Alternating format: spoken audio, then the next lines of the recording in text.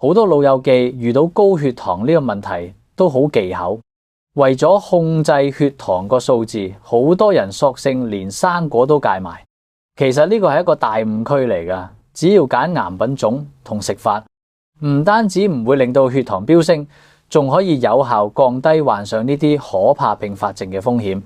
係我哋香港嘅日常生活中，成日聽到大家討論健康同埋飲食嘅禁忌，尤其係面對被稱為三高嘅高膽固醇、高血壓同埋高血糖問題，係常見嘅10大死因入邊排名前5位嘅死亡原因，除咗自殺之外，其餘全部都同三高有住密切嘅關聯。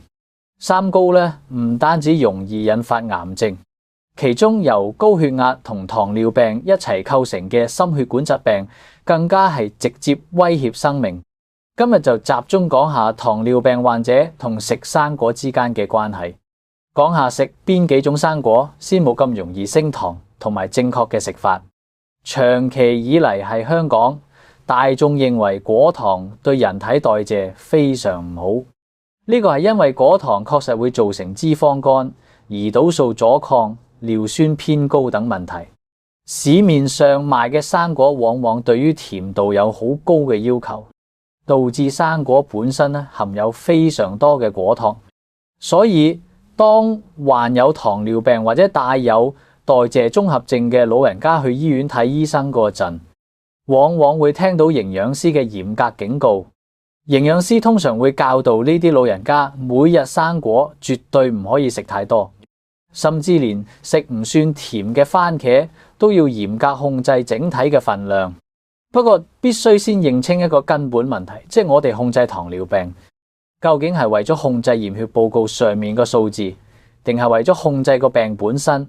呢兩個係完全唔同嘅概念嚟嘅。係現實入邊，好多人淨係控制緊個數字。過去係公立醫院門診有一位病人，呢位病人咧係由其他專科轉介去腎科嘅。咁當時病人嘅腎功能咧已經衰退到第5期，咁準備要面臨洗腎嘅。睇翻病人嘅門診記錄，發現每次檢查嘅糖化血色素數據都好靚嘅。喺呢16年間咧，呢位病人嘅血糖數據從未超過115，糖化血色素亦都一直維持喺6.6%以下。單睇呢啲數字，呢位病人嘅血糖控制得極之完美，但殘酷嘅事實係，病人個腎依然完全壞晒。呢件事反映咗一個問題，淨係確保控制住個數字真係有咁重要咩？如果俾一個人帶住24小時嘅血糖監測儀器，確實會發現係食完生果之後大約2個鐘左右，血糖就會升高。呢個必然比唔食生果嗰陣嘅血糖數值要高。好多人正係基於食生果會增加血糖呢個直接觀察到嘅現象，得出糖尿病患者唔可以食生果嘅結論。但係佢哋冇諗到，既係雖然生果係短期內會令血糖上升，但同時具有降低第2餐同第3餐血糖嘅長期效果。生果之所以能夠發揮呢種調節作用，係因為生果入邊唔係淨係得果糖，仲包含咗大量嘅植化素同埋纖維素，能夠實質上幫助人體運作。喺各種生果入邊，醫學研究特別指出有5種生果，佢哋唔單止唔會增加血糖，反而具備降低血糖嘅實際功效。第一種係蘋果，重點係一定要連皮食，因為蘋果降血糖嘅成分最主要係嚟自果皮。蘋果如果安排係餐前食，效果會更好，唔單止血糖會比較低，連帶體重都會比較低。呢個被認為係因為蘋果入邊含有大量嘅果膠，係餐前食會令個肚有飽脹感，從而減少之後進食嘅胃口。喺研究入邊亦都實際測量到餐前食蘋果嘅病患組別，即使研究人員冇限制佢哋食其他食物嘅量，自己一餐實際食落肚嘅食物分量亦會明顯減少。第二種可以降血糖嘅生果係牛油果。牛油果含有豐富嘅單不飽和脂肪酸，呢類健康脂肪能延緩胃排空，令碳水化合物吸收變慢，從而避免血糖係飯後急速飆升。每100克牛油果大約有6克膳食纖維，可以進一步增強飽肚感，延緩糖分吸收，對平穩餐後血糖有積極作用。牛油果嘅糖分好少，大部分重量嚟自水同脂肪，本身幾乎唔會為血糖帶嚟負擔。單不飽和脂肪酸有助於降低內臟脂肪，減輕身體嘅發炎反應，從而改善細胞對胰島素嘅敏感程度，令自身降糖更高效。高脂肪同埋高纖維嘅組合可以明顯延長飽肚時間，幫助減少總熱量攝入，間接有利於血糖嘅長期控制。糖尿病患者通常伴有血脂問題，鋅元素有助於調節血脂，保護血管。牛油果熱量較高，每日食半個到1個就得啦，避免熱量超標。要同全穀物、蔬菜、優質蛋白配搭一齊食，唔好淨係靠單一食物嚟管理血糖。第3種最常被誤解嘅生果就係番石榴，係香港好多人一提到控糖，腦海入邊第一個諗起嘅就係番石榴。佢清甜爽口，糖分唔高，熱量亦好低，每100克只有大約40千卡熱量同7克左右嘅糖分，唔容易令到血糖大幅波動。加上番石榴嘅膳食纖維豐富，能夠延緩葡萄糖嘅吸收，對控制血糖確實有幫助。膳食纖維可以令身體係吸收糖分個陣保持平穩。除此之外，番石榴能帶嚟飽肚感，晏晝覺得肚餓嗰陣食半個，既可以充飢，又可以避免食其他高熱量嘅糕點。第4種生果就係奇異果。從控糖嘅角度嚟睇，奇異果絕對值得推薦。每100克奇異果嘅糖分只有8到9克，升糖指數係50左右，熱量亦唔高。奇異果嘅膳食纖維同果膠能夠延緩糖分嘅釋放，令血糖上升得更加平穩。佢含有嘅奇異果蛋白酶仲可以幫助分解蛋白質，促進消化。因為奇異果加快咗腸胃嘅運轉，防止糖分喺體內停留發酵。由於奇異果偏酸，腸胃敏感，嘅人建議淨係食半個到1個。更具突破性嘅係針對東方同西方人群進行嘅一項長期追蹤研究，收集咗接近50萬人嘅龐大樣本。呢項追蹤近50萬人嘅研究發現，長期食生果嘅人能夠以劑量遞減嘅方式，顯著降低糖尿病嘅4大主要併發症。呢4大併發症對患者嘅威脅極大。第一項係視網膜病變，呢個會導致患者雙眼失明。第2項係心血管疾病，會引發中風或者心肌梗塞，進而導致死亡。第3項係腎衰竭，最終會迫使患者必須去洗腎。第4項就係神經病變，嚴重嗰陣會導致患者需要接受截肢手術。研究明確指出，食生果越多嘅患者，按照進食嘅頻率同分量，會同呢4大併發症嘅發生率產生明顯嘅劑量關係，即係話食嘅生果越多，患上呢啲嚴重併發症嘅機會就越少。糖尿病患者其實只要適量食生果，唔需要過度在意血糖數值，因為生果嘅真正價值在於佢能夠實質降低主要併發症嘅發生。就好似係深切治療部照顧病人嘅經驗所顯示嘅，如果你用胰島素泵將病人嘅血糖嚴格且僵化，咁控制係90到100之間，病人反而死得更快。將血糖嚴苛咁壓制落嚟，實際上會產生自身都唔知嘅潛在風險。面對食咁多甜生果，難道唔會導致肥胖或者脂肪肝嘅普遍質疑？有一份研究證明，要求健康嘅人每日食多達20份生果，呢個相當於每日攝取200克嘅果糖。喺香港，一般人每日大約淨係食2份生果，而呢個進食量係平常人嘅10倍。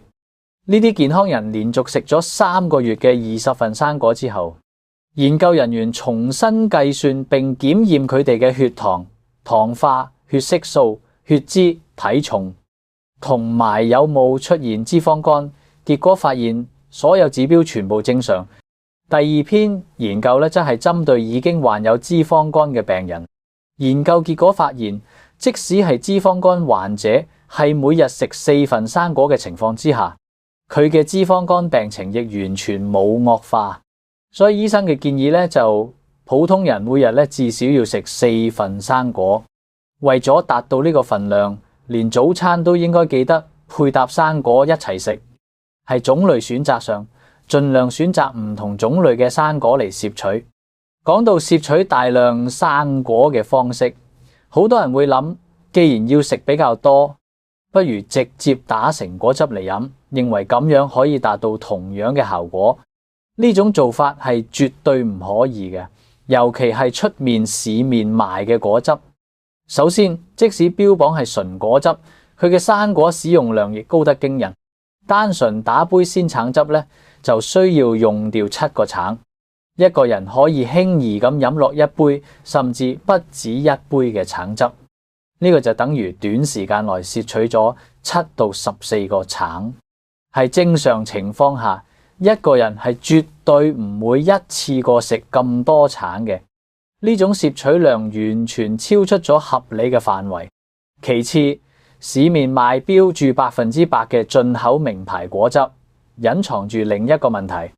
原因就係廠商加咗調味劑同埋甜味劑，所以堅決反對以飲果汁嚟代替食新鮮生果嘅做法。總括嚟講，我哋係食生果嗰陣必須留意果皮嘅處理方式。食生果連皮食必定係一個特例，而牛油果、火龍果非常之顛覆傳統概念嘅番石榴就一定要酸皮。呢啲醫學新知明確話俾我哋知，糖尿病患者唔單止可以食生果，只要揀癌種類，掌握正確嘅原皮或者流皮方法，同埋直接進食完整嘅生果，而唔係加工果汁，生果反而會成為對抗糖尿病4大主要併發症、維持健康嘅助力。總而言之，各位老友記，千祈唔好俾驗血報告上面嘅血糖數字嚇親，搞到連生果都唔敢食。只要揀癌生果，食癌方法，大啖食完整嘅新鮮生果，絕對係我哋對付糖尿病、預防併發症嘅健康好幫手。放鬆心情食，身體先會越嚟越好㗎。水果喺我哋生活入邊幾乎日日都會接觸到。食多啲水果唔單止可以美容養顏，仲可以消除我哋體內嘅慢性發炎。跟住再介紹10種全球供應嘅水果俾大家，而且唔會令到我哋嘅血糖狂飆。第10名，提子。提子含有豐富嘅維他命 A 同維他命 C， 好好嘅抗氧化作用，可以減少膽固醇同埋血小板聚集，從而降低血管束嘅風險。而且提子含有提子多酚，可以清除體內嘅游離血液，預防心血管疾病。提子含有豐富維他命 C 同花青素，唔單止可以提高血管嘅抗氧化能力，重可以改善血管彈性，係適量嘅食滴提子。佢重可以達到延緩衰老同埋滋潤嘅效果。提子亦都係一種解酸劑，唔單止有助降低膽固醇水平，重可以清除血管入邊嘅毒素同廢物，防止血栓阻塞。科學家發現，提子比阿士匹靈更能有效防止血栓形成。佢可以降低人體血清入邊嘅膽固醇水平，同埋降低血小板嘅聚集率。呢滴對預防心血管疾病有一定作用。每日食適量嘅新鮮提子，唔單止可以降低患心血管疾病嘅風險，而且對患有缺血性心臟病同動脈硬化性心臟病嘅患者都有特殊意義。食提子可以改善呢啲患者嘅健康狀況，預防血栓。提子皮入邊含有呢啲物質，保護效果會更好。健康嘅人每日可以食大概200克提子，提子糖分高，食得太多會導致血糖升高，特別係血糖控制得唔好嘅患者一定要小心食。第9名，香蕉。香蕉係天然嘅心臟保護藥。香蕉係一種高鳩低鈉嘅新果，含有豐富嘅鎂，佢含有非常豐富嘅溴，溴係一種礦物質。研究表明，攝取溴有助維持體內絞鈉平衡同埋調節血壓。咁所以香蕉咧對保護心血管功能咧有一定嘅作用。香蕉重含有4胺，有助調節情緒。佢係一種化學物質，可以幫忙響大腦、神經、細胞之間傳遞信號。成日食香蕉有助對抗抑鬱，提升情緒，增強自信心。所以香蕉又俾人叫做快樂生果，因為香蕉入邊膠含量高，腎功能受損嘅患者如果食得太多香蕉，好容易導致高血球症。所以腎病患者唔適合食太多。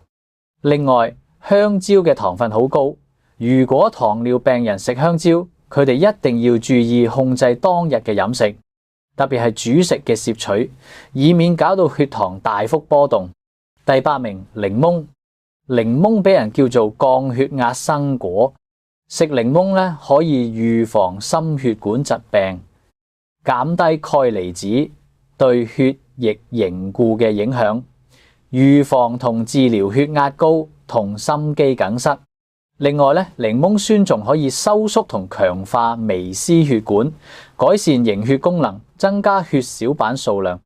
檸檬入邊嘅檸檬苦素可以抑制癌症入邊細胞生長嘅作用，對子宮頸癌細胞、乳癌細胞同肝癌細胞有明顯嘅抑制作用。檸檬入邊嘅黃酮類化合物都有類似嘅作用。檸檬重可以止咳、化痰、生津、健脾。佢唔單止可以預防癌症，降低膽固醇水平，重可以增強人體免疫系統，免疫力可以延緩衰老，保持皮膚彈性，可以克服糖尿病、血壓高、貧血、傷風感冒，改善骨質疏鬆症狀。但係同時佢亦都含有獨特嘅檸檬素，呢個係一種預防癌症同心血管疾病嘅極好物質。佢唔單止係食得嘅生果，而且有好高嘅藥用價值同埋治療價值。西柚咧亦都含有豐富嘅果膠成分，可以降低低密度脂蛋白膽固醇嘅水平，減少動脈血管壁嘅損傷，改善血管功能同埋預防心臟病。西柚裏邊含有嘅成分可以刺激細胞入邊嘅狐狸基因，有助加速骨骼生長。響度我想提醒大家，西柚係唔可以當做降血壓藥、降脂藥、安眠藥同埋抗敏感藥嚟用嘅。第6名，奇異果。奇異果亦都叫做美容奇異果，因為佢係世界上消費最廣泛嘅品種。響生果入邊咧，佢係營養最豐富、含量最高嘅，享有生果之王嘅美譽。研究表明，奇異果入邊嘅各種成分對身體都有益。奇異果嘅王牌就係佢極高嘅維他命含量，每100克維他命 C 嘅含量就有420毫克，高過橙、蘋果同其他生果。佢係其他生果嘅幾倍甚至幾十倍，特別適合癌症、冠心病同埋心血管疾病患者。奇異果含有豐富精氨酸，能有效改善血液循環，預防血栓形成，對冠心病、血壓高等心血管疾病患者有益。大家食嘅時候咧，亦都可以減肥同美容，對預防心血管疾病、癌症同舒緩壞血病嘅作用有好好嘅療效。第5名，牛油果。牛油果同大部分其他生果唔同，大部分生果含有豐富碳水化合物，而牛油果碳水化合物含量低，主要含有健康脂肪。牛油果入邊咧，大部分脂肪係油酸，一種單不飽和脂肪，同減少發炎同改善心血管健康有關。除咗健康脂肪，牛油果重含有麴、膳食纖維同米，含有豐富健康脂肪同礦呢兩種物質，都出名可以促進心臟健康。成個牛油果提供每日建議夠攝取量嘅28%，充足嘅則攝取同較低嘅血壓同降低體重增加嘅風險有關。第4名，藍莓。藍莓營養豐富，特別係膳食纖維、維他命 C、維他命 K 同汞。另外，藍莓重含有豐富嘅抗氧化劑。藍莓入邊嘅抗氧化劑可以降低患心臟病、糖尿病同腦退化症等慢性疾病嘅風險。藍莓可以增強免疫系統。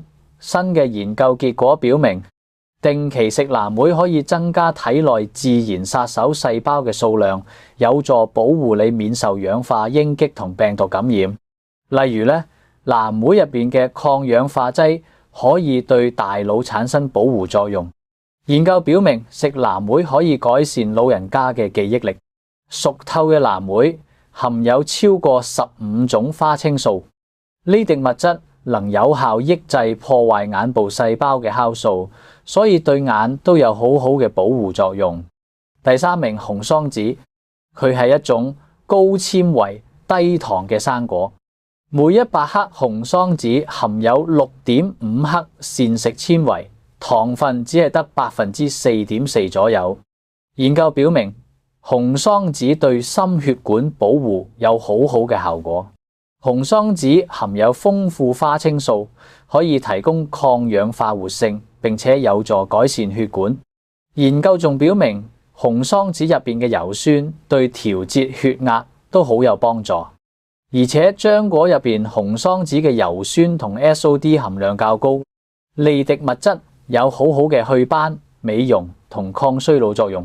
有敵研究重表明咧，油酸可以抑制腫瘤生長。如果你長期食紅桑子，佢可以有效預防原發性肝癌。第2名，石榴。石榴係你能夠食到最健康嘅生果之一。佢哋唔單止營養豐富，而且含有豐富嘅強大植物化合物，有好多健康益處。石榴含有嘅抗氧化劑係綠茶同紅酒嘅3倍。研究表明，石榴具有抗發炎特性，有助降低患癌症嘅風險。石榴有廣泛嘅健康益處，佢哋含有豐富抗氧化劑同其他植物化合物，有助減少發炎同預防疾病。第1名，蘋果。蘋果係最受歡迎嘅生果之一，亦都非常有營養。蘋果含有大量嘅膳食纖維、維他命 C 同汞。另外，佢哋仲提供維他命 K 同一啲 B 族維他命。研究表明，蘋果入邊嘅抗氧化劑可以促進心臟健康，同埋降低患糖尿病同腦退化症嘅風險。所以蘋果一直俾人叫做智慧果同記憶果。蘋果另一個值得一提嘅健康益處就係佢嘅果膠含量。果膠咧係一種益生元纖維，可以滋養腸道入邊嘅益菌，有助改善消化同代謝健康。嚟個就係點解蘋果俾人稱為世界第一嘅藥物。嚟個第1名嘅生果真係名副其實。好啦，今日同各位老友記分享嘅影片內容就去到呢度。如果你覺得我分享嘅影片內容對你有幫助，請俾個like我，亦都歡迎響留言區分享你嘅生活經驗。